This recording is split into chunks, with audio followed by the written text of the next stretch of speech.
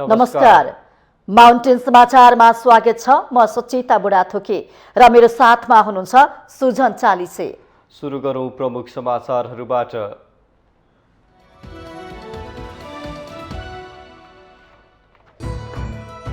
राष्ट्रपति भण्डारीबाट संविधान उल्लङ्घन गरिएकामा सर्वत्र आलोचना, विधिमा नभादिने उन्मुक्त चाहनाले गणतन्त्र पनि विकृत बन्दै रोकिएन दण्डहीनताको सिलसिला। राष्ट्रपति भण्डारीले नागरिकता विधेयक प्रमाणीकरण नगरेर जननिर्वाचित संसदको घोर अपमान गरेको सत्ता गठबन्धनको ठहर, संवैधानिक व्यवस्थामाथि नै प्रहार गरेको आरोप। लोकतन्त्रमा बादल बढारिएकाले एकबद्ध हुन पूर्व राष्ट्रपति यादवको अपिल। उपराष्ट्रपति पुन भन्छन् संविधानको दायराभन्दा बाहिर जाने छुट कसैलाई छैन।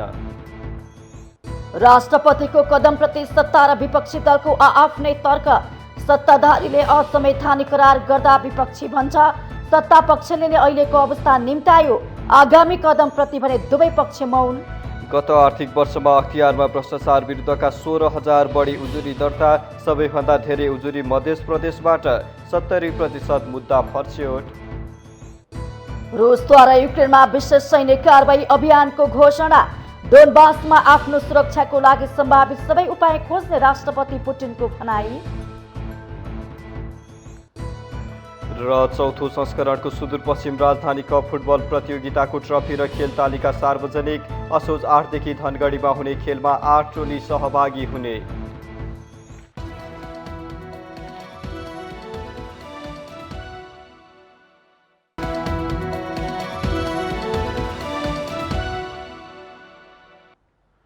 अब समाचार विस्तारमा। बुढानीलकण्ठ नगरपालिका स्थित कपनको एक घरमा आगलागी हुँदा मृत्यु हुनेको संख्या 3 पुगेको छ। राम मन्दिर नजिकै रहेको एक ट्रेकिङ अफिस सञ्चालकको घरमा बुधबार साँझ अक्सिजन सिलिन्डरहरू पड्किएर भएको आगलागीमा मृत्यु हुनेको संख्या 3 पुगेको जिल्ला प्रहरी परिसर काठमाडौँले जनाएको छ। अक्सिजन सिलिन्डरहरू पड्किएर आगलागी हुँदा ठूलो क्षति भएको प्रहरीको भनाइ छ। एजेन्सी सञ्चालकले भुइँ तलामा सिलिन्डर राखेको र त्यही तलामा बस्नेहरू 3 जनाको मृत्यु भएको प्रहरीको भनाइ छ। सञ्चालकको परिवार माथिल्लो तलामा बस्ने भएकोले सकुशल रहेका छन्। दमकल र सुरक्षाकर्मीको सहयोगमा आगो नियन्त्रणमा लिएको थियो। शवहरू शिक्षण अस्पताल महाराजगञ्जमा लगिएको छ।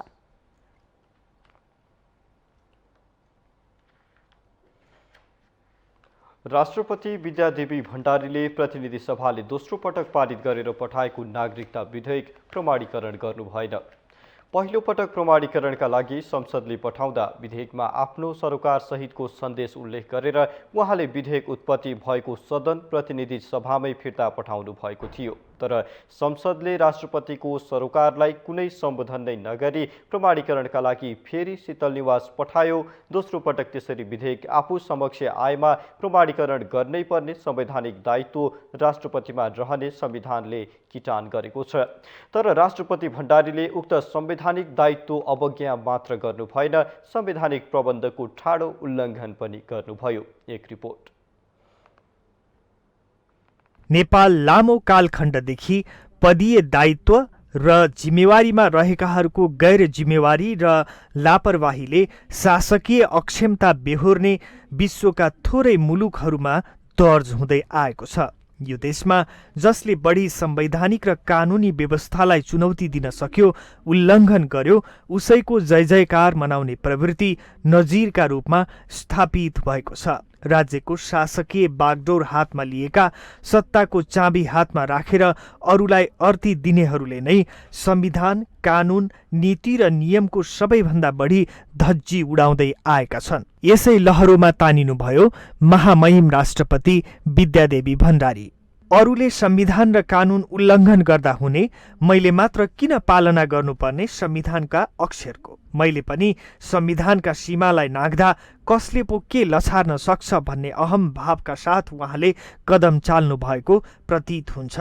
यसैको परिणाम हो संसदले दुई पटक पारित गरी पठाएको नागरिकता विधेयक राष्ट्रपतिले प्रमाणीकरण नगर्नु, जुन संविधानको सीमाको ठाडो अवज्ञा हो। उहाँले विधेयकमाथि केही सरोकार उठाउँदै सदनको ध्यानाकर्षणका लागि पहिलो पटक सन्देशसहित फिर्ता पठाउनु भएको थियो, जुन राष्ट्राध्यक्षलाई संविधानले दिएको अधिकार नै थियो। सरकारले राष्ट्राध्यक्षको सरोकारलाई कहीँ न कहीँ सम्बोधन गरेर बीचको बाटो रोजेको भए उत्तम हुन्थ्यो, तर सरकारलाई आफूले सदनमा लगेको विधेयक नै उचित लाग्यो। त्यसबाट उठ्ने राजनीतिक जोखिमको जिम्मा लिने आँटका साथ उसले दोस्रो पटक त्यही विधेयक प्रमाणीकरणका लागि फेरि पठायो। सदनबाट संशोधित वा हुबहु स्वरूपमा आइसकेपछि प्रमाणीकरण गर्नुको विकल्प राष्ट्राध्यक्षसँग छैन। तर यो सब बुझ्दा बुझ्दै पनि राष्ट्रपति भण्डारीले विधेयक प्रमाणीकरण नगरेर एकातिर संविधानको उल्लङ्घन गर्नुभयो भने अर्कातिर शीतल निवासमा बसेर राजनीतिक कार्ड प्रयोग गर्नुभयो। यो निर्णयमा पुग्नु अघि उहाँले सेनाका बहालवालादेखि पूर्व अधिकृतसँग मात्र छलफल गर्नु भएन, नागरिक जीवनका अनेकन पक्षसँग संवाद गर्नुभयो। त्यस छलफलमा सहभागी हुनेहरूमध्ये कतिपय त सुरुदेखि नै यो संविधान र संवैधानिक प्रबन्धको खरो आलोचकहरू पनि थिए। अझ विपक्षमा रहेको नेकपा एमाले, जो उहाँको पूर्व पार्टी पनि हो, उसले यो विधेयक कुनै हालतमा पनि पारित गर्न नहुने पक्षमा सडक र सदनमा लगातार आवाज उठाइरहेकै बेला त्यही मुद्दालाई बल पुग्ने गरी राष्ट्रपतिले संवैधानिक दायित्व पूरा गर्न चुक्नुभयो। नागरिकता विधेयक कति घातक या साधक भन्ने र त्यसको परिणाम बोक्ने सरकार हो। हाम्रो संविधानले राष्ट्रपतिलाई सो विवेकमा शासकीय मुद्दाहरूमा निर्णय लिने कुनै अधिकार नै दिएको छैन, तर उहाँको यो कदम कार्यकारी राष्ट्राध्यक्षले प्रयोग गर्ने अधिकार जस्तो देखिन गएको छ। हुन त संविधानलाई कागजको खोस्टाको रूपमा परिणत गर्न कोही लागेका छन् भने सत्ता र शक्तिमा आसक्त हुँदै राजकीय सत्तामा रहेका नेतृत्वकर्ता र सत्तामा हालिमुहाली चलाइरहेका दल र तिनका नेतृत्ववर्ग नै हुन्। संविधान र कानून त निहत्था जनताका लागि बनाइएको हो भन्ने उनीहरूको सोच छ। आफ्नो स्वार्थ पूरा गर्न संविधान र कानूनका व्यवस्थालाई आफू अनुकूल तोड मरोड गर्नु, रक्षणमा मिल्काइएको कागज झैं ठान्नु उनीहरूका लागि सामान्य हो। यसमा 30 वर्षदेखि निरन्तर सत्ताको फोहरी खेलमा निर्लिप्त कांग्रेस, एमाले, माओवादी लगायत दलका नेतृत्ववर्ग बराबर हिस्सेदार छन्। हिंसाको जगमा निर्मित सत्ता र मानव अधिकारको चरम हनन एवं उल्लङ्घनमा जिम्मेवारहरू शासकीय सत्ताको मूलधारमा रहेर बेलगाम शासन गर्न पाउने भएपछि संविधान र कानूनको रक्षाको अपेक्षा गर्नु त भैँसीका अगाडि बीन बजाउनु भन्दा कुन अर्थमा फरक रह्यो र? सृष्टिको सृजना र संहारकर्ता महादेव त विधिको विधानभन्दा माथि छैनन् र आफैले बनाएको नियम पालना गर्छन् भने जनताले काँध चढाएर आवधिक जिम्मेवारीमा पठाइएकाहरूको यो नाङ्गो नाच कहिलेसम्म हेरिरहनु पर्ने? कि संविधान, कानून र विधि पालनाको जिम्मेवारी निहत्था नागरिकको मात्रै हो? हाम्रो देशका राष्ट्रपति, प्रधानमन्त्री, मन्त्री वा अमुक दलका नेतालाई संविधान कानूनका प्रबन्ध लाग्दैनन्? कि यिनलाई 7 खत माफ छ? यो दण्डहीन राज्य व्यवस्था कहिलेसम्म? माउन्टेन टेलिभिजन HD का लागि राजनीतिक ब्युरो। सत्ता गठबन्धनले राष्ट्रपति विद्यादेवी भण्डारीले नागरिकता विधेयक प्रमाणीकरण नगरेर जननिर्वाचित संघीय संसदको घोर अपमान र अवमूल्यन गरेको ठहर गरेको छ। बुधबार बालुवाटारमा बसेको बैठकपछि संयुक्त विज्ञप्ति जारी गर्दै गठबन्धनले राष्ट्रपतिले संविधानको पालना र संरक्षण गर्नुपर्ने कर्तव्यको संवैधानिक व्यवस्थामाथि नै प्रहार गरेको ठहर गरेको हो। विज्ञप्तिमा कांग्रेस सभापति समेत रहनुभएका प्रधानमन्त्री शेरबहादुर देउवा, माओवादी केन्द्रका अध्यक्ष पुष्पकमल दाहाल प्रचण्ड, नेकपा एकीकृत समाजवादीका अध्यक्ष माधव कुमार नेपाल र जनता समाजवादी पार्टीका अध्यक्ष उपेन्द्र यादवको हस्ताक्षर छ।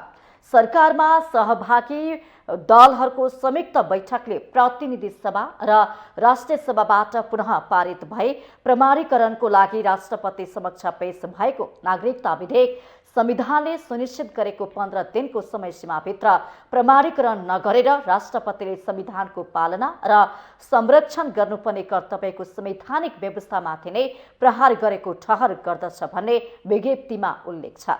राष्ट्रपतिको कदमले नागरिकता प्राप्त गरिसकेका नेपाली आमा बुबाका सन्तान नेपाली नागरिकता प्राप्त गर्ने संवैधानिक हकबाट वञ्चित भएको पनि गठबन्धनको निष्कर्ष छ। यस्तै संविधानले व्यवस्था गरेको जनतामा निहित सार्वभौम सत्ता, संवैधानिक सर्वोच्चता र लोकतान्त्रिक शासन व्यवस्थाको आधारभूत मूल्य मान्यतामा गम्भीर प्रहार भएको पनि गठबन्धनले जनाएको छ।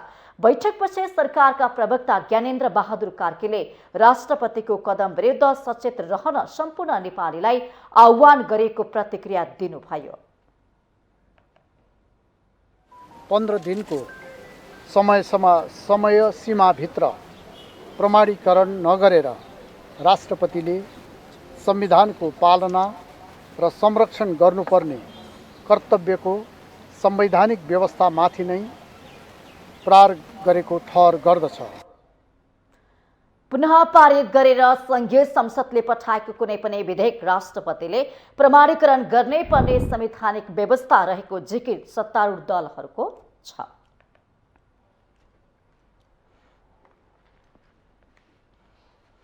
पूर्व राष्ट्रपति डाक्टर रामवरण यादवले संघीय संसदले पुनः पारित गरेर पठाएको नागरिकता विधेयक प्रमाणीकरण नगरेर राष्ट्रपति विद्यादेवी भण्डारीले संविधान उल्लङ्घन गरेको आरोप लगाउनु भएको छ।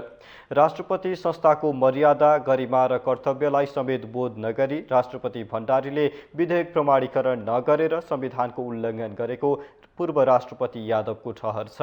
बुधबार जनकपुरमा आयोजित एक कार्यक्रममा उहाँले प्रतिनिधि सभा विघटन गरेर पहिलोचोटि संविधान उल्लङ्घन गर्नुभएकी राष्ट्रपति भण्डारीले विधेयक प्रमाणीकरण नगरेर फेरि संविधान उल्लङ्घन गरेको आरोप लगाउनुभयो।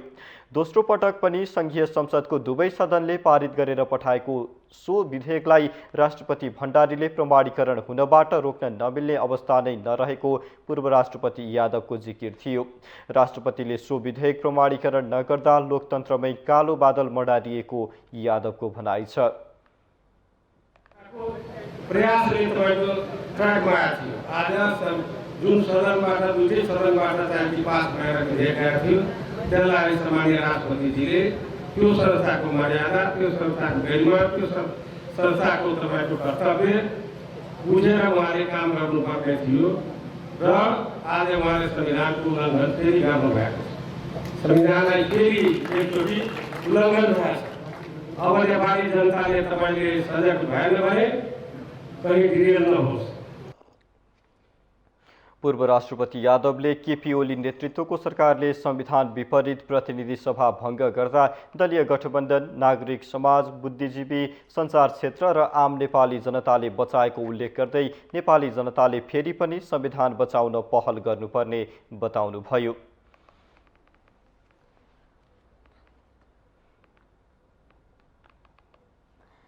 उपराष्ट्रपति नन्दबहादुर पुनले संविधानको पालना र संरक्षणको जिम्मेवारीमा रहेकाहरूलाई त्यसको दायराभन्दा बाहिर जाने छुट नभएको भन्दै राष्ट्रपतिमाथि गम्भीर प्रश्न उठाउनु भएको छ।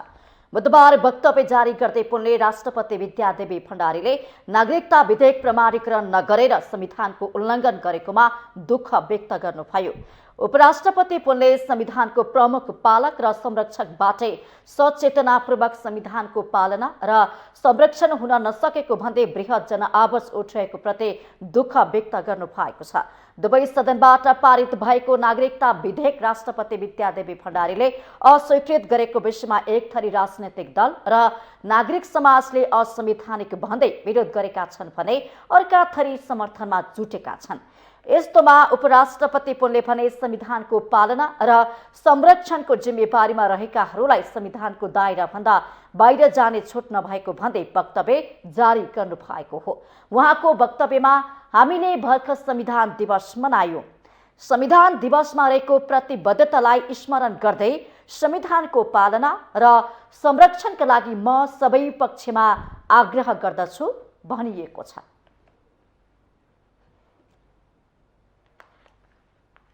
राष्ट्रपति विद्यादेवी भण्डारीले नागरिकता विधेयक प्रमाणीकरण नगरेपछि प्रधानमन्त्री शेरबहादुर देउवाले कानुनी परामर्श सुरु गर्नुभएको छ। बुधबार प्रधानमन्त्री निवास बालुवाटारमा कानुनविदहरूलाई बोलाएर प्रधानमन्त्री देउवा लगायत गठबन्धनका शीर्ष नेताहरूले सरकारको आगामी बाटोको सम्बन्धमा कानुनी परामर्श गर्नुभएको हो।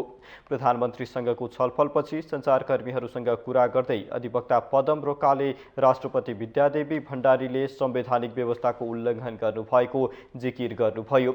उहाँले एकपटकका लागि संसदमा विधेयक फिर्ता गर्ने अधिकार राष्ट्रपतिलाई भए पनि दोस्रो पटक पुनः प्रमाणीकरणका लागि पुगेको विधेयक प्रमाणीकरण नगर्ने अधिकार राष्ट्रपतिलाई नभएको बताउनुभयो। आफूहरूले राष्ट्रपतिको कदम संविधान सम्बद्ध नभएको भन्ने सुझाव प्रस्तुत गरेको उहाँले जानकारी दिनुभयो। भएको हुनाले चाहिँ उहाँले त्यो स्तरबाट चाहिँ सोचेर अब आफ्नो चाहिँ नि धारणा बनाउन त सक्नुहुने भयो, तर अब संवैधानिक जुन व्यवस्था छ संवैधानिक व्यवस्थाभन्दा बाहिर चाहिँ उहाँ जान मिल्दैन। त्यसो भएको हुनाले उहाँले जुन बिल प्रमाणीकरण गर्नु भएन, संविधानले तोकेको 15 दिनको जुन चाहिँ कट अफ डेट छ त्यो कट अफ डेटलाई चाहिँ उहाँले चाहिँ पालना नगरेर चाहिँ त्यसलाई चाहिँ जुन एक प्रकारले उहाँले चाहिँ पकेटमा राख्नु भएको अवस्था छ, त्यो विषय चाहिँ संविधान सम्मत भएन। अधिवक्ता रोकाले राष्ट्रपतिको कदमको यो विषय सर्वोच्च अदालतमा जान सक्ने पनि उल्लेख गर्नुभयो।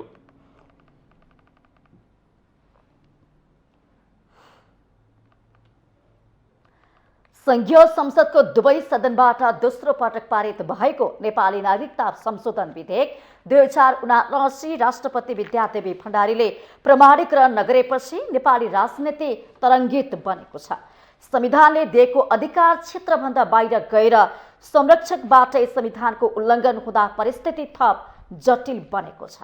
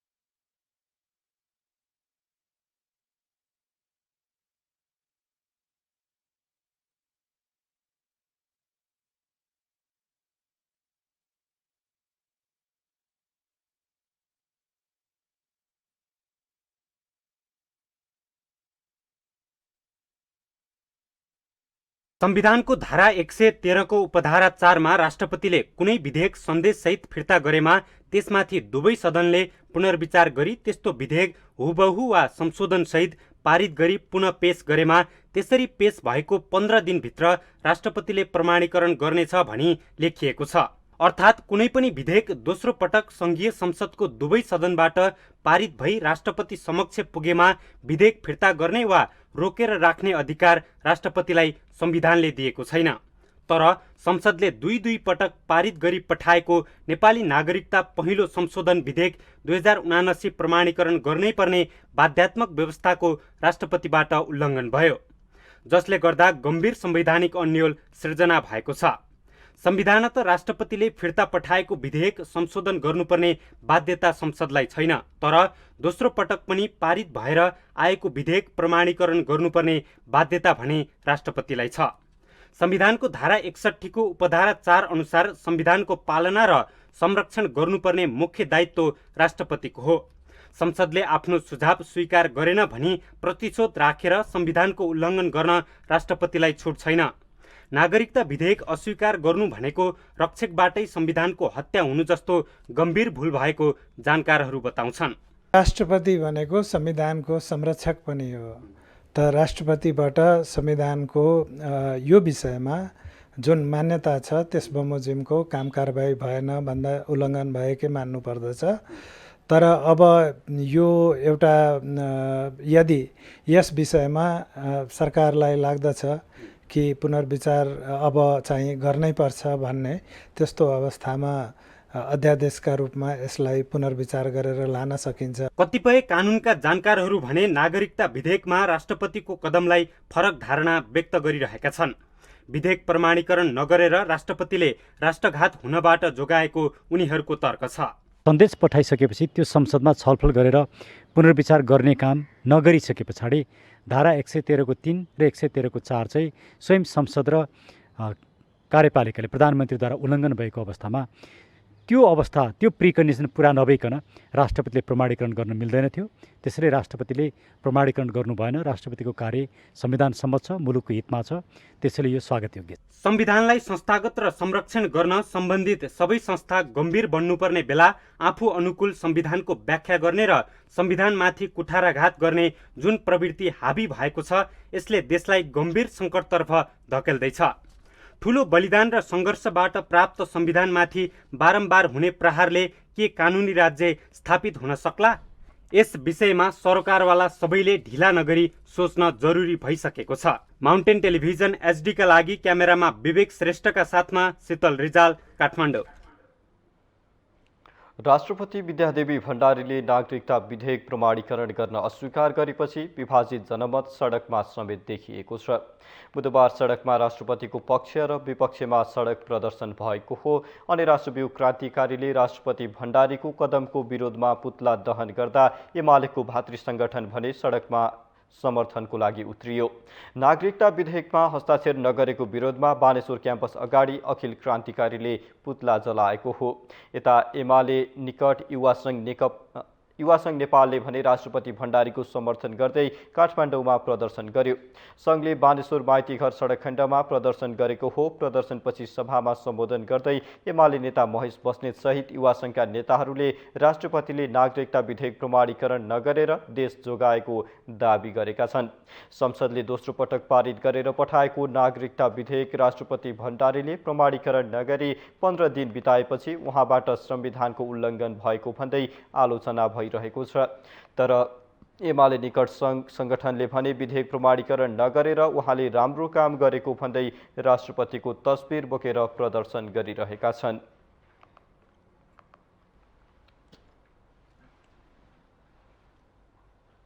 माउन्टेन समाचारमा पालो भएको छ छोटो ब्रेकको।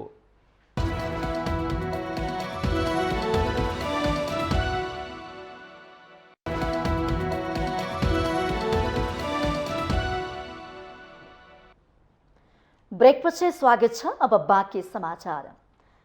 राष्ट्रपति विद्यादेवी भण्डारीले नागरिकता विधेयक प्रमाणीकरण नगरेपछि विभिन्न टीका टिप्पणी भइरहेका छन्, जसको कारण सदनले दुई पटक पारित गरेर पनि विधेयक ऐन बन्न रोकिएको छ। राष्ट्रपति भण्डारीको कदमलाई प्रमुख प्रतिपक्षी नेकपा एमाले स्वागत गरेको छ भने सत्ता गठबन्धनका दलले संविधान र संसदमाथिको प्रहार भन्ने टिप्पणी गरेका छन्। एक रिपोर्ट। संसदबाट दुई पटक पारित भएर आफू समक्ष आएको नागरिकता विधेयक प्रमाणीकरण नगरेपछि राष्ट्रपति विद्यादेवी भण्डारीको कदमका विषयमा विभिन्न टिक्का टिप्पणी सुरु भएको छ। संसदले दोस्रो पटक पनि पारित गरेर पठाएमा 15 दिनभित्र विधेयक प्रमाणीकरण गर्नुपर्ने संवैधानिक दायित्व भए पनि राष्ट्रपति भण्डारीले प्रमाणीकरण नगरेपछि संवैधानिक र कानुनी प्रश्न खडा भएका छन्। दुवै सदनबाट पारित भएर राष्ट्रपति समक्ष पुगेपछि प्रमाणीकरण होला भन्ने सत्ता गठबन्धनको आशा थियो। तर 15 दिनको म्याद पाएको राष्ट्रपति कार्यालयले त्यसलाई प्रमाणीकरण नगरेरै टारिदियो, जसले सत्ता गठबन्धन आक्रोशित बनेको छ। सत्ता गठबन्धनले विज्ञप्ति निकाल्दै राष्ट्रपतिको कदमलाई संघीय संसदको घोर अपमान र अवमूल्यन भएको ठहर गरेको छ। तर गठबन्धनमै आबद्ध राष्ट्रिय जनमोर्चाले भने असहमति जनाएको छ। नागरिकता सम्बन्धी विधेयक प्रमाणीकरण नगरेको भन्दै 4 दल विरोधमा उत्रिँदा गठबन्धन भित्रकै जनमोर्चाले भने राष्ट्रपतिको कदमलाई मौन समर्थन गरेको देखिन्छ। जुन किसिमको संविधान बन्यो त्यसको पूर्ण रूपमा राष्ट्रपतिजीले खिलाफमा गएको छ। सिस्टममा जानुपर्ने देशलाई सिस्टमलाई बिगार्दै हुनुहुन्छ उहाँ।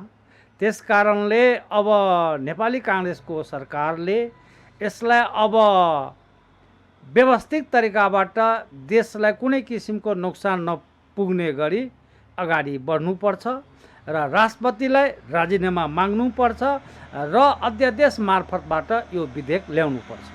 संविधानको धारा 113 को उपधारा 4 मा राष्ट्रपतिले कुनै विधेयक सन्देशसहित फिर्ता गरेमा त्यस विधेयकमाथि दुवै सदनले पुनर्विचार गरी त्यस्तो विधेयक प्रस्तुत रूप वा संशोधन सहित पारित गरी पुनः पेश गरेमा त्यसरी आएको 15 दिनभित्र राष्ट्रपतिले प्रमाणीकरण गर्नुपर्ने भनिएको छ।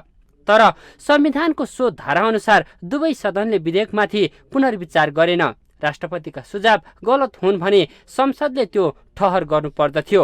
राष्ट्रपतिको सुझावलाई कुनै महत्त्व नदिई गठबन्धनले संसदबाट कमा र फुलस्टप नचलाई र छलफल समेत नगरी जस्ताको तस्तै पारित गरेर संविधानको मर्म र भावनामाथि प्रहार गरेको एमालेको भनाइ छ। संविधान तह राष्ट्रपतिले पुनर्विचारका लागि कुनै पनि विधेयक फिर्ता गरेमा त्यसमा दुवै सदनले पुनर्विचार गर्नुपर्नेछ भनेर संविधानको धाराको 113 को 4 ले भन्छ।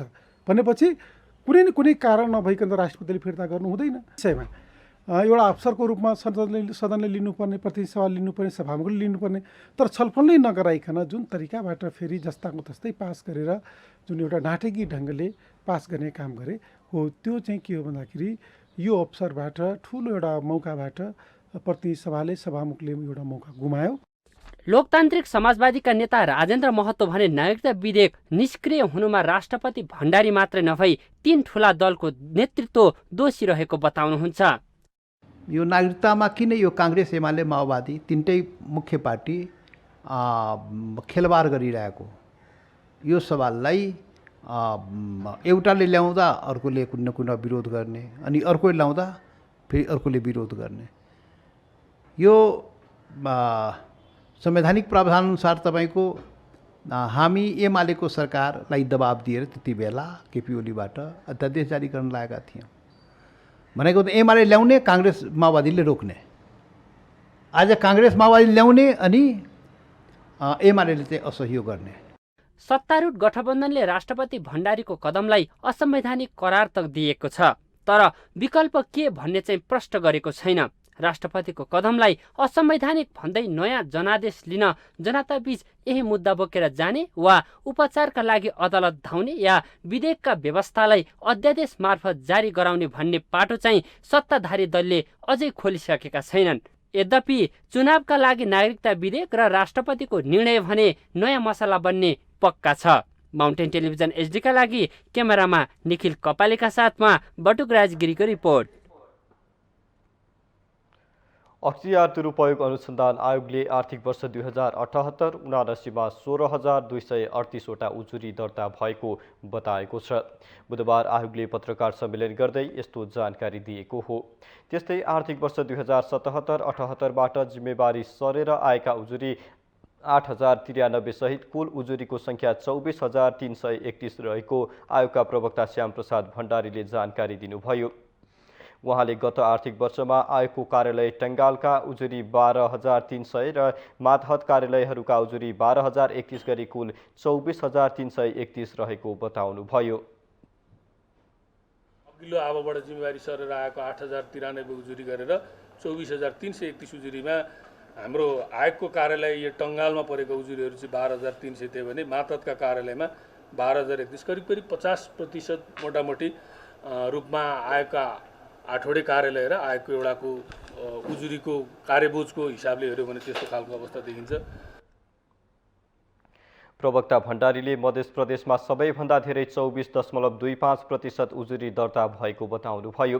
त्यस्तै बागमतीमा 24.13, लुम्बिनीमा 14.1, प्रदेश 1 मा 11.61, सुदूरपश्चिममा 10.20, कर्णालीमा 8.18 र गण्डकीमा सबैभन्दा कम 7.62% उजुरी दर्ता भएको जानकारी उहाँले दिनुभयो। हामीसँग अलिकति बढी नै छन्, त्यस तर सँगसँगै बागमती प्रदेशको पनि प्रदेशको हिसाबले हेऱ्यो भने 24.6 छ र अब गण्डकी प्रदेश अलिकति कम छ 7%, लुम्बिनीमा 14% छ भनेदेखि सुदूरपश्चिम 10% छ, प्रदेश नम्बर 1 मा पनि 11%। प्रदेशगत हिसाबले हेर्दाखेरि यस्तो सिनारियो देखिन्छ। यो यहाँहरूलाई जानकारी र वार्षिक प्रतिवेदनमा पनि यो छ।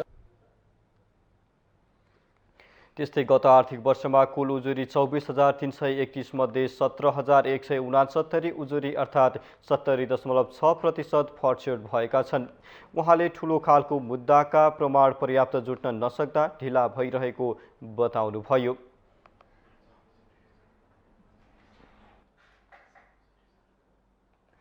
नेपाली कांग्रेसका सभापति शेरबहादुर देउवाले प्रतिनिधि सभा र प्रदेश सभा सदस्य निर्वाचनको लागि गठन गरेको घोषणापत्र तयारी समिति विस्तार गर्नु भएको छ। प्रधानमन्त्री समेत रहनुभएका देउवाले बुधबार महामन्त्री विश्वप्रकाश शर्माको संयोजकत्वमा गठित समितिमा 41 जना मनोनित गर्नु भएको हो, जसमा 6 जना सहमहामन्त्री पनि परेका छन्। सहमहामन्त्रीहरू फर्मुल्लाह मन्सुर, महालक्ष्मी उपाध्याय डिना, विष्मराज आङदेम्बे, महेन्द्र यादव, बद्री प्रसाद पाण्डे र जीवन परियारलाई समिति सदस्यमा मनोनित गरेको केन्द्रीय कार्यालय सानेपाका मुख्य सचिव कृष्ण प्रसाद पौडेलले जानकारी दिनुभएको छ। यस्तै केन्द्रीय सदस्यहरू मीनबहादुर विश्वकर्मा, किरण यादव, योगेन्द्र चौधरी, रङ्गमती साई, प्राध्यापक डाक्टर गोविन्दराज पोखरेल, सुशीला भट्ट मिश्र र नानु बास्तोला पनि समिति सदस्यमा मनोनित हुनुभएको छ। समितिको सदस्य सचिवको जिम्मेवारी केन्द्रीय कार्यालयका सचिव डाक्टर प्रदीप राजुलीलाई दिएको छ।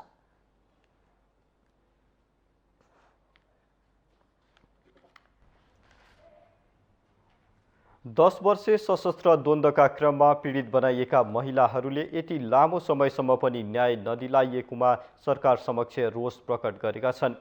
ललितपुरमा द स्टोरी किचन र द्वन्द्व पीडित महिला राष्ट्रिय सञ्जालले आयोजना गरेको न्यायका लागि साहस कार्यक्रममा उनीहरूले सशस्त्र द्वन्द्वका समयमा आफूहरूले भोगेका हृदय विदारक कहानी पनि सुनाएका थिए। त्यस क्रममा पीडित महिलाले भोगेका पीडादायी डिजिटल कथा प्रस्तुत गरिएको थियो। आफूलाई परेको पीडासँग अरू पीडितको कथा सुन्न, सुनाउन र सशक्तिकरण गर्न पाउँदा आफूहरूलाई हल्का अनुभव भएको उनीहरूले बताएका छन्। म अहिले आफूलाई पत्रकार भन्दा पनि मात्र दर्जामा राखेर चिनाउन चाहन्छु आफूलाई, किनकि जुन काम हामी न्याय संवाददाता भएर गऱ्यौँ सायद त्यो पत्रकारहरूले गर्न सक्नुहुन्थेन होला जस्तो मलाई लाग्छ। सशस्त्र द्वन्द्वको बेलामा हाम्रा आमा दिदी बहिनीहरूले भोगेका कथा, त्यसपछि गाथा र घटनाहरूलाई समेटेर अभिलेखीकरण राखेर स्मृतिको काम गर्न पाउँदा म अहिले खुसी छु। कार्यक्रममा मानव अधिकार आयोगका अध्यक्ष तब बहादुर मगरले द्वन्द्वका क्रममा पीडित बनाइएकाहरूलाई न्याय तथा पीडकलाई दण्डका लागि सिफारिस गरिएको भए पनि कार्यान्वयन नभएको दुखेसो पोख्नुभयो। मानव अधिकारको हनन भएको अवस्था देखियो। यो सुनिवार हुनु भएन र सरकारलाई चाहिँ क्षतिपूर्ति दिनु भनिकन हामी सिफारिस गरेका छौँ। त्यसको साथसाथै यी प्रमाणहरूबाट यो द्वन्द्व पीडितहरूको घटना घटेको हुनाले उनीहरूलाई उनीहरूको मानव अधिकार हनन भएको हुनाले त्यसको चाहिँ उनीहरूलाई जुन पीडित छ उनीहरूलाई सजाय गर्नु र थप प्रमाण बुझ्नु भनिकन हामीले आदेश चाहिँ सरकारमा पठाइरहेका छौँ। तर हामीले जति सिफारिस गरेर पठाइरहेका छौँ त्यो सबैको कारण भइसकेको अवस्था छैन। राष्ट्रिय महिला आयोगकी अध्यक्ष कमला पराजुलीले यौनजन्य हिंसा लगायतका पीडित महिलालाई राज्यले न्याय दिन नसकेको भन्दै त्यसले आफूलाई पीडाबोध हुने बताउनुभयो।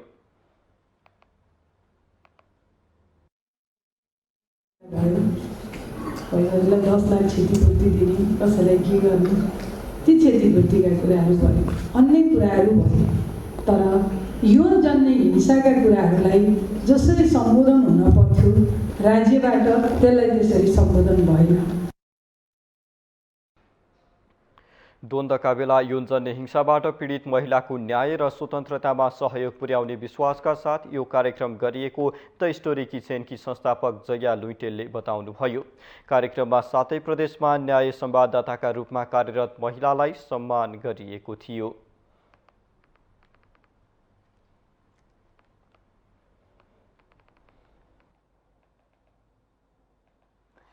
चिकित्सा शिक्षा क्षेत्र सुधारका अभियन्ता डाक्टर गोविन्द केसी त्रिवेश शिक्षण अस्पतालमा भर्ना हुनु भएको छ। विभिन्न 7 बुधे माग राखी धनगढीमा अनसन सुरु गरेका डाक्टर केसी स्वास्थ्य अवस्था बिग्रिएपछि बुधबार उपचारको लागि आफ्नै खर्चमा काठमाडौँ आउनु भएको हो। अस्पताल भर्ना भए पनि डाक्टर केसीको अनसन जारी रहेको उहाँका सहयोगीहरूले बताएका छन्। सरकारले मंगलबार डाक्टर केसीलाई काठमाडौँ ल्याउन नेपाली सेनाको हेलिकप्टरमा धनगढी लगेको भए पनि उहाँले काठमाडौँ आउन अस्वीकार गर्नु भएको थियो। स्वास्थ्यमा जटिलता देखिएपछि उहाँलाई सेती अञ्चल अस्पतालले सुविधा सम्पन्न अस्पतालमा लैजान सल्लाह दिएको थियो। अस्पतालले शरीरमा पोषण तत्व र पानीको असन्तुलनले उहाँ बेहोस हुन सक्ने जोखिम रहेको जनाएको थियो।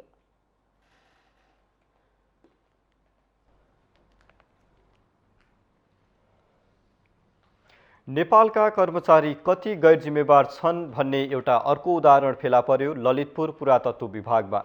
आफै कार्यालय प्रमुख भएर आफैले आफैलाई कार्यालयमा छैन भन्न सक्ने व्यक्ति हुन् ललितपुर पुरातत्व विभागकी प्रमुख शारदा शिवाकोटी। ललितपुरको पूर्णचण्डी नजिक रहेको गावाहल र अग्निशालामा पुरातत्व विभाग आफैले बनाएका राधाकृष्ण र हरिशंकर मन्दिरका टुँडालमा हात नभएको सन्दर्भमा प्रतिक्रिया लिन खोज्दा उनले सफेद झुट बोलेकी छन्। यी हुन् पाटन दरबार क्षेत्र स्थित पुरातत्व विभागकी प्रमुख शारदा शिवाकोटी, जसले टुँडालको सम्बन्धमा बुझ्न खोज्दा तपाईसँग पुरानो फोटो छ, बनाउँदै गर्दा किन विरोध नगरेको भन्दै हाकिम साहब दशैंपछि मात्र आउने गैर जिम्मेवार उत्तर दिइन्।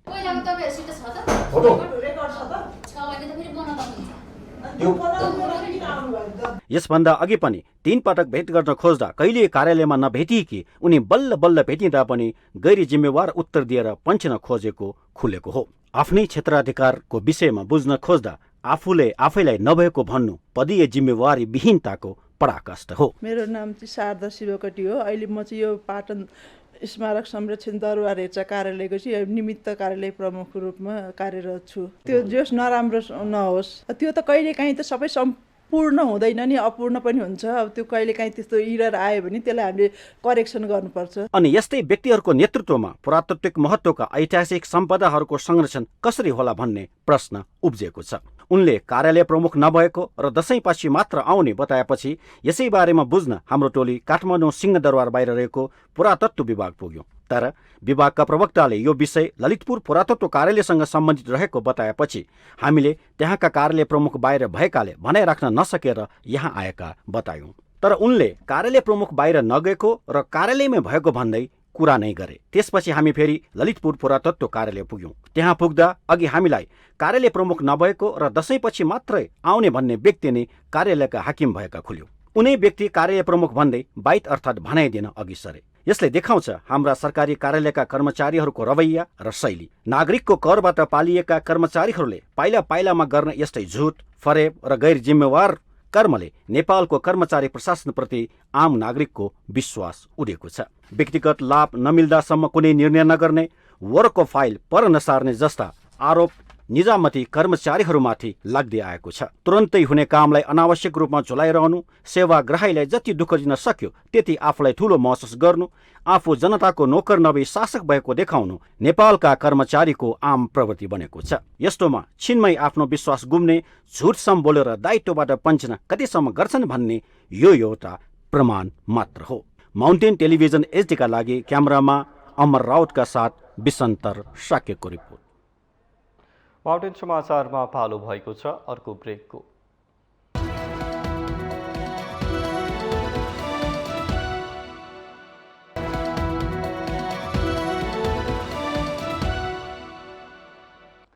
यो छोटो ब्रेकपछि स्वागत छ। अब बाँकी समाचार। सञ्चार उद्यमी अरुण सिंघानिया हत्या मुद्दाको जिल्लाको फैसला उच्च अदालत जनकपुरले हुबहु सदर गरेको छ।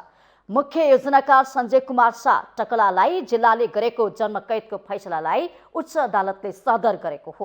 उच्च अदालतको इजलास नम्बर 3 मा 8 दिन चलेको बहस सुनवाई पश्चात बुधबार उच्च अदालतले यस्तो आदेश गरेको उच्च अदालत जनकपुरका रजिस्ट्रार खड्गराज अधिकारीले जानकारी दिनुभएको छ।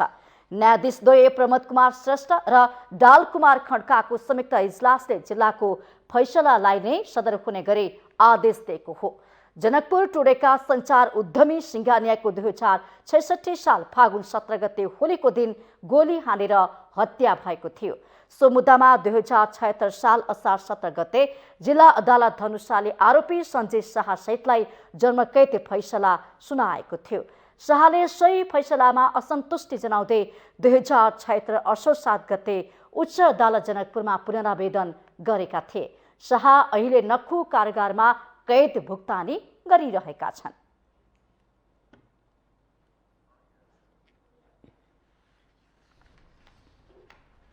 डडेलधुरामा विमानस्थल निर्माणका लागि 1 दशक अघिदेखि प्रक्रिया अघि बढाइएको थियो। संस्कृति पर्यटन तथा नागरिक उड्डयन मन्त्रालयले विमानस्थल निर्माणका लागि वातावरणीय प्रभाव मूल्याङ्कन EIA गर्ने तयारी थालेको छ, जसको अध्ययन गर्न अन्तिम पटक प्राविधिकको टोली डडेलधुरा पुगेको छ। सुदूरपश्चिमका 9 जिल्ला मध्ये विमानस्थल नभएको एक मात्र जिल्ला डडेलधुरामा 2070 सालदेखि विमानस्थल बन्ने चर्चा चलेको हो। संस्कृति, पर्यटन तथा नागरिक उड्डयन मन्त्रालयले अमरगढी नगरपालिकाको बिरादेउ, गन्याबधुरा गाउँपालिकाको भागेश्वर सामुदायिक वन र अजयमेरु गाउँपालिकाको समैजीमा विमानस्थलका लागि अध्ययन गरेको थियो। अन्त्यमा अजयमेरुको समैजी नै उपयुक्त रहेको निष्कर्ष निकालेको छ। 5औं पटक प्रधानमन्त्री भए पनि एउटा विमानस्थल नभएकोमा खिन्न हुने डडेलधुरावासीहरू अहिले विमानस्थल निर्माणका लागि रकम विनियोजनसँगै EIA गर्ने तयारी भएपछि खुसी भएका छन्। विमानस्थल बन्दैछ, यसको लागि यो बन्नुमा चाहिँ सबभन्दा एउटा विकासको यो पूर्वाधार मध्येमा एउटा प्रमुख तत्त्व भएको हुनाले यसमा हाम्रो अजयमेरु गाउँपालिका वार्ड नम्बर 22 वार्ड नम्बर 1 का सम्पूर्ण आदरणीय दाजुभाइ दिदीबहिनी सबैहरू खुसी छन्। यसमा कसैको विवाद चाहिँ यो तुरन्त छिटो भइदियो हुन्थ्यो भन्ने सबको चाहना छ। एयरपोर्ट त बन्छ भनेर गाउँलेहरू पहिलेदेखि नै उत्साहित छन्, बन्नुपर्छ भन्ने मान्यता पनि हो गाउँलेहरूको। अब एयरपोर्ट बन्ने क्रममा गाउँलेहरूको कुनै किसिमको बाधा अवरोध पनि केही छैन। प्रारम्भिक अध्ययनमा 1000 देखि 1500 मिटरसम्मको धावन मार्ग बनाउन सकिने सम्भावना देखिएको छ, तर यसको टुङ्गो लागेको छैन। सकभर 1500 मिटर नै बनाउने योजना रहेको छ। यसको डिटेल फिजिबिलिटीको लागि हेरेर हो साइडलाई हैन। अब के अप्सनहरू हुनसक्छ हेर्दैछौँ हामी, जस्तै कति ट्रेनसम्म चाहिँ निकाल्न सकिन्छ, अब यहाँ भएको संरचनाहरू के कसो छ, रिलोकेसन गर्नुपर्ने हुन्छ कि के हुन्छ। बेस्ट फिट रूपमा हेर्दैछौँ, केही अप्सनहरू देखिराखेको छ। जस्तै हामीले सानो बजारसम्म पनि देखिरहेका छौँ, 1500सम्मको सम्भावना देखिन्छ हैन। 500 मिटरसम्म निकाल्ने गरी प्रयास गर्दैछौँ। सुदूरपश्चिमका अन्य जिल्लामा विमानस्थल भए पनि यात्रु नपाएर वर्षौंदेखि सुनसान छन्। ती विमानस्थलको हालत देख्दा देख्दै नागरिकहरूको समस्या सम्बोधन गर्न भन्दै डडेलधुरामा विमानस्थल निर्माणका लागि EIA को तयारी थालिएको छ। यसमा चाहिने तपाईँ के छ भने दुईटा किसिमको छ। एउटा 1000 चाहिने मिटर लामो र अनि अर्को 1500 मिटर लामो किसिमको दुईटा चाहिने उ छ। यसको अप्सनहरू छन्। तर पहाडी जिल्लाको 7वटै जिल्लालाई भ्याउने किसिमले सकेसम्म चाहिने के हो भने यसलाई चाहिने 1500 मिटरमा नै बनाउने भन्ने कुरामा हामी लागिरहेछौँ। यसको अब स्कुलको भवन सम्बन्धका कुराहरू छन्, ती कुराले अलिकति जटिलता ल्याएको छ। नत्र चाहिँ सकेसम्म हुन्छ भने यसलाई 1500 मिटरमै लग्ने र 1500 मिटरै लामो चाहिने अलि ठुलो एयरपोर्टको रूपमा 7वटा पहाडी जिल्लालाई भ्याउने किसिमले यो चाहिँ एयरपोर्ट बन्दैछ। नेपाल नागरिक उड्डयन प्राधिकरणले 1500 मिटरको धावन मार्ग बनाउँदा करिब 4 अर्ब रुपैयाँ लगानी लाग्ने अनुमान गरेको छ। 1000 मिटर लामो मात्रै धावन मार्ग बनाउँदा करिब 1.5 अर्ब रकम खर्च आउने अनुमान प्राधिकरणको छ। प्राधिकरणले गत वर्ष नै विमानस्थल निर्माणको काम अघि बढाउन 5 करोड रकम विनियोजन गरेको थियो।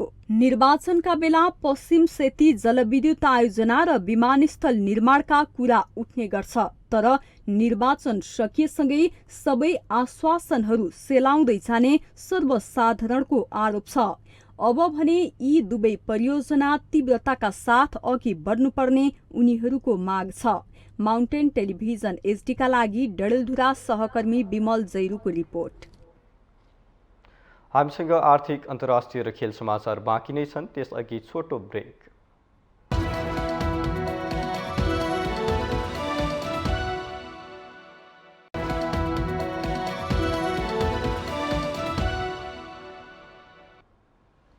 यो छोटो ब्रेकपछि स्वागत छ माउन्टेन समाचारमा। अब पालो आर्थिक समाचारको। आर्थिक समाचारको साथमा मेरो देश मेरो जगदम्बा सिमेन्ट, गुणस्तरको नयाँ स्तर Riddhi Siddhi cement. Jagadamba super sign तथा ग्याल्भा प्लस जस्ता पाता जीवनभरको भरोसा। मेगा बैंक नेपाल लिमिटेड, विश्वास जित्दै अघि बढ्दै। सर्वोत्तम सिमेन्ट, सर्वोत्तम मजबुती।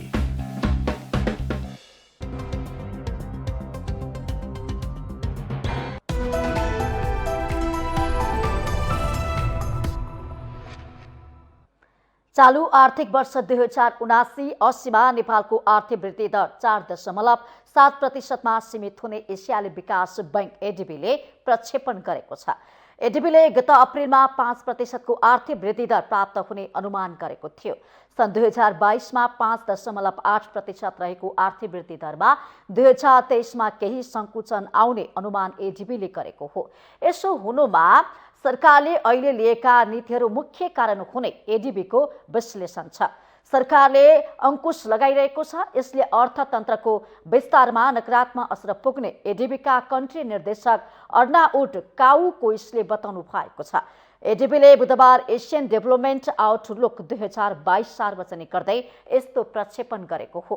यस वर्ष सरकारले 8% को आर्थिक वृद्धि दरको लक्ष्य राखेको छ। आयात प्रतिस्थापनाको कारण चालेका कदमले घरेलु उत्पादन र उपयोगमा समेत असर पर्ने एडिबीको भनाइ छ।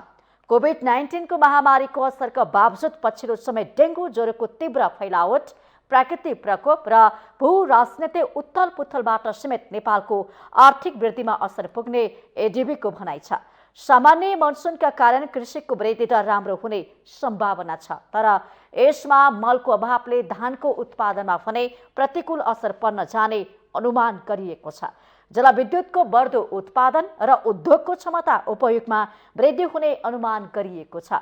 ब्याज दरमा भएको वृद्धिले रियल इस्टेट, थोक तथा खुद्रा व्यापार भने प्रभावित हुने अनुमान छ। आगामी निर्वाचनले भने खर्च बढाउने र जीडीपीको वृद्धिमा समेत सकारात्मक प्रभाव पर्ने एडिबीले जनाएको छ। चालू आर्थिक वर्षको बजेट कृषि, उद्योग, पूर्वाधार र सामाजिक सुरक्षाको क्षेत्रमा केन्द्रित रहेको भन्दै एडिबीले मुद्रास्फीति भने केही संकुचन हुने प्रक्षेपण गरेको छ। सन् 2022 मा 6.3% रहेको मुद्रास्फीति चालू आर्थिक वर्षमा 6.1 मा सीमित हुने अनुमान गरिएको छ।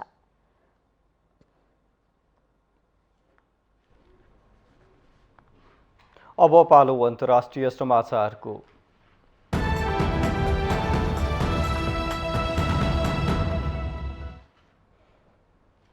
रुसी राष्ट्रपति भ्लादिमिर पुटिनले युक्रेनमा विशेष सैन्य कारबाही अभियानको घोषणा गर्नुभएको छ। रुसी राष्ट्रपति पुटिनले बुधबार युक्रेनमा युद्धका लागि आंशिक रूपमा रिजर्भ राखिएका सैनिकलाई लामबद्ध गर्ने घोषणा गर्नुभएको हो।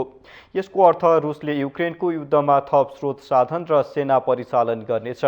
राष्ट्रपति पुटिनले देशलाई गरेको सम्बोधनमा रुसको क्षेत्रीय अखण्डता कायम राख्न यसलाई महत्त्वपूर्ण कदम बताइएको छ। उहाँले पश्चिमी संसारले सोभियत संघको जस्तै रुसको अन्त्य चाहेको भन्दै युक्रेनमा जारी सैन्य सङ्घर्षमा थप सेना पठाउने घोषणा गर्नुभएको छ। रुसी सेनामा सेवा गरिसकेका मानिसहरूलाई फिर्ता बोलाउने तयारी गरिएको छ। राष्ट्रपति पुटिनले रुसलाई आणविक हमलाको नाममा पश्चिमा राष्ट्रहरूले ब्ल्याकमेल गरेको आरोप लगाउँदै आफूसँग पश्चिमी देशहरूको धम्कीको जवाफ दिन पर्याप्त हतियार रहेको चेतावनी दिनुभएको छ। उहाँले डोनबासमा को सुरक्षाका लागि सम्भावित सबै उपाय परिचालन गरिने बताउनुभयो। राष्ट्रपति पुटिनले रुसमा हतियारको उत्पादन बढाउनका लागि रकम उपलब्ध गराउन आदेश दिनुभएको छ। यता जर्मन चान्सलर ओलाफ स्कोल्जले युक्रेनको शान्तिको लागि पुटिनको शर्तहरू स्वीकार गर्न नसक्ने बताउनु भएको छ। मंगलबार संयुक्त राष्ट्रसङ्घको महासभामा बोल्दै उहाँले यस्तो बताउनु भएको हो। चान्सलर स्कोल्जले आफूहरू शान्तिका लागि रुसी शर्तहरू स्वीकार नगर्ने भन्दै युक्रेनले रुसी आक्रमणको सामना गर्न सक्षम हुनुपर्ने बताउनुभयो।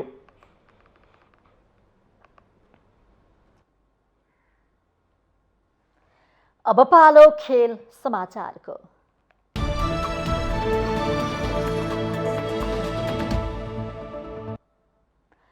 चौथो संस्करणको सुदूरपश्चिम राजधानी कप 2079 को ट्रफी र खेल तालिका सार्वजनिक भएको छ। असोज 8 गतेदेखि 15 गतेसम्म धनगढीमा हुने फुटबल प्रतियोगिताको बुधबार ट्रफी र खेल तालिका सार्वजनिक गरिएको हो। प्रतियोगिता हुने स्थान धनगढी रङ्गशालामा एक कार्यक्रमका बेस ट्रफी र खेल तालिका सार्वजनिक गरिएको छ।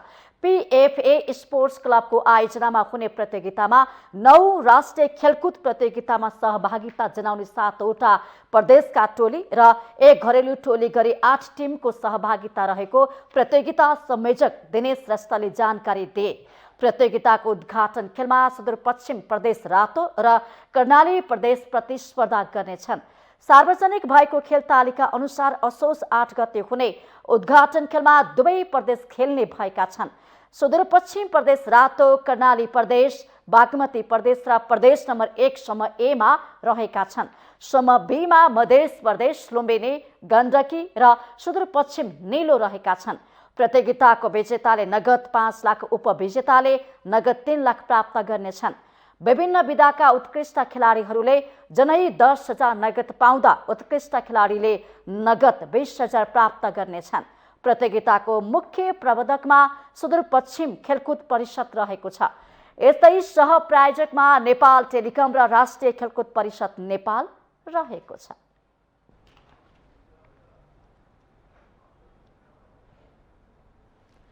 माउन्टेन समाचारमा फेरि पालो भएको छ छोटो ब्रेकको।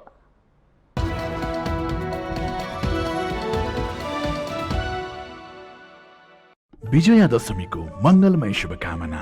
शिवम सिमेन्ट।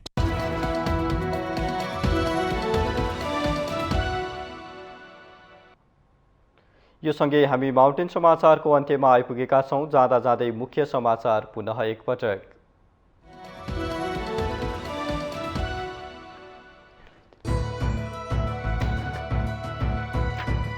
राष्ट्रपति भण्डारीबाट संविधान उल्लङ्घन गरिएकामा सर्वत्र आलोचना। विधिमा नबाँधिने उन्मुक्त चाहनाले गणतन्त्र पनि विकृत बन्दै रोकिएन दण्डहीनताको सिलसिला। राष्ट्रपति भण्डारीले नागरिकता विधेयक प्रमाणीकरण नगरेर जननिर्वाचित संसदको घोर अपमान गरेको गठबन्धनको ठहर। संवैधानिक व्यवस्थामाथि नै प्रहार। लोकतन्त्रमा बादल मडारिएकाले एकबद्ध हुन पूर्व राष्ट्रपति यादवको अपिल। उपराष्ट्रपति पुन भन्छन् संविधानको दायराभन्दा बाहिर जाने छुट कसैलाई छैन। राष्ट्रपतिको कदमप्रति सत्ता र विपक्षी दलको आफ्नै तर्क। सत्ताधारीले असंवैधानिक करार गर्दा विपक्षी भन्छ सत्ता पक्षले अहिलेको अवस्था निम्तायो, आगामी कदमप्रति भने दुवै पक्ष मौन। गत आर्थिक वर्षमा अख्तियारमा भ्रष्टाचार विरुद्धका 16,000 बढी उजुरी दर्ता। सबैभन्दा धेरै उजुरी मध्य प्रदेशबाट, 70% मुद्दा फर्स्योट। रुसद्वारा युक्रेनमा विशेष सैन्य कारबाही अभियानको घोषणा। डोनबासमा आफ्नो सुरक्षाको लागि सम्भावित सबै उपाय खोज्ने राष्ट्रपति पुटिनको भनाई। र चौथो संस्करणको सुदूरपश्चिम राजधानी कप फुटबल प्रतियोगिताको ट्रफी र खेल तालिका सार्वजनिक। असोज 8 देखि धनगढीमा हुने खेलमा 8 टोली सहभागी हुने।